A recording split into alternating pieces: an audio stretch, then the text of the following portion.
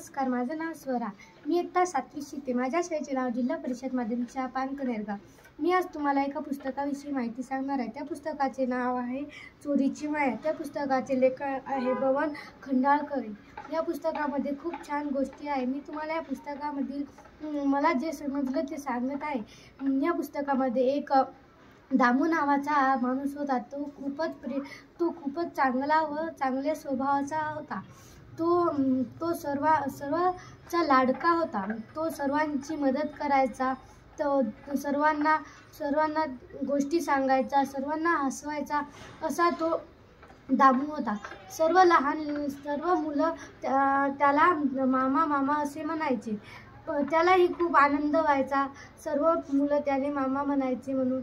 तो त्यांच्यासाठी खूप चॉकलेट आणायचे आणि त्यांना द्यायचा. असं रोजचं त्याचं होतं.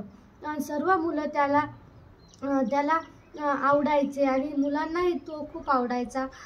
असंच त्यांचं रोजचं असायचं. एके दिवशी एका जाधवाचा खूप मोठा बाग होता आणि त्या बागामध्ये खूप फुले व फळे असायची. तिथले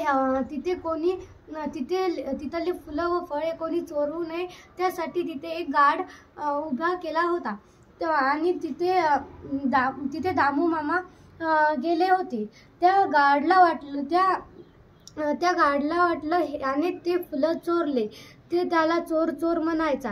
पण सर्व मुलाला व माणसाला माहीत होते की हा चोर नसणार, कारण हा सर्वांचा एवढा लाड करायचा. सर्वांना फुले आणून द्यायचा, त्या सर्वांना फळे आणून द्यायचा. असा हा दामू मामा हे कसं चोर असत असा सर्वांनी विचार करत होते. असेच लहान मुले एका जागेवर गोळफा होऊन असं बोलत होते. दामू मामाला तो गाढ चोर म्हणाला. आता त्या गाढला आपण सांगू, आमचे दामू मामा चोर नाही. पण एक मुलगा म्हणाला, तो गाढ आपला ऐकणार का, असं तो म्हणाला. तर तो दुसरा मुलगा म्हणाला, त्याला आपलं ऐकावेच लागल, कारण आपण सत्य बोलणार आहोत. आपले दामू मामा कधीच खोटं बोलणार नाहीत आणि आपण बी कधीच खोटं बोलायचं नाही. आपण त्याला सांगू की आपल्या दामू मामा चोर नाहीत. त्याला जर विश्वास झाला नाही तर आपण 90 फुलं आणून त्याला देऊ, पण आपल्या दामू मामाला चोर म्हणू देणार नाही, असं तो म्हणाला. पण ते सर्वजण गेले आणि त्या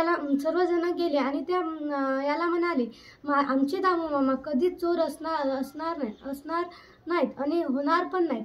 आमचे दामू मामा खूप चांगले आहेत. तुम्हाला आमच्या दामू मामा चांगले वाटत नाहीत का, असं तो म्हणाला.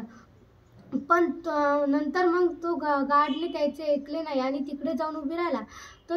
आणि एके दिवशी सर्व मुले तिथे एका जागेवर बसले होते. तिकडून दामू मामा आले. सर्व मुलं दामू मामा करत त्याच्याजवळ गेले. तर रोज सारखं दामू मामाने त्याला चॉकलेट आणले नाही. तर सर्व मुलं म्हणत होते, दामू मामा तुम्ही आज आमच्यासाठी चॉकलेट आणले नाही, असं सर्व मुलं म्हणत होते.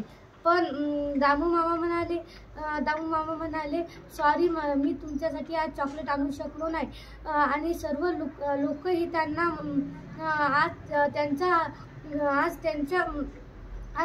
ते दामू मामा खूप दुःख होते. ते दामू मामा सर्वांना दुःखातले आनंद करत होते, तेच आज दुःख होते, असे सर्वांच्या मनात विचार चालू होता. दामू मामा म्हणाले, मी आज कोणालाही हसू शकत नाही, कारण मी कोणालाही हसू शकत नाही, कारण मी आज खूप कामात आहे, त्यामुळे मी आज बाहेर जात आहे, असं तो दामू मामा म्हणाला. पण मुलांना विचार आला की त्यांचे स्वतःचे काम सोडून ते आम्हाला रोज हसवायचे, आमच्यासोबत खेळायचे, त्यांच्या नवीन नवीन गोष्टी आम्हाला सांगायचे, तर आज हे स्वतःचं काम करायला कसे गेले, असं सर्वांना विचार पडला.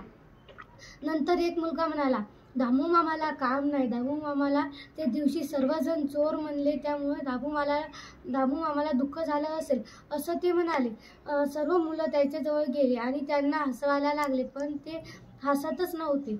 आणि दामू मामा म्हणाले, यांचे सर्व मुलं दुःख झाले. मग दामू मामा जोरात हसले.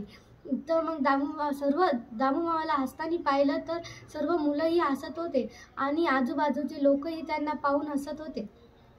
दामू मामा सर्वांचा लाड करायचे आणि दामू मामाला सर्व मुलं त्यांचे प्रिय झाले होते आणि त्या मुलांनाही दामू मामा खूप प्रिय झाले. असे सर्व गावांनाही दामू मामा खूप आवडायचे. दामू मामालाही गाव खूप आवडायचं. तर एका दिवशी एक माणूस त्या गावी आला.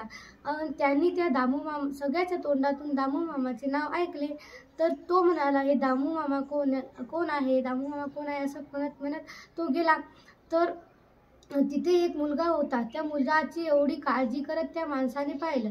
तर तो माणूस म्हणाला, तुम्ही खरंच एक खूप चांगले व्यक्ती आहात असं तो म्हणाला. धन्यवाद.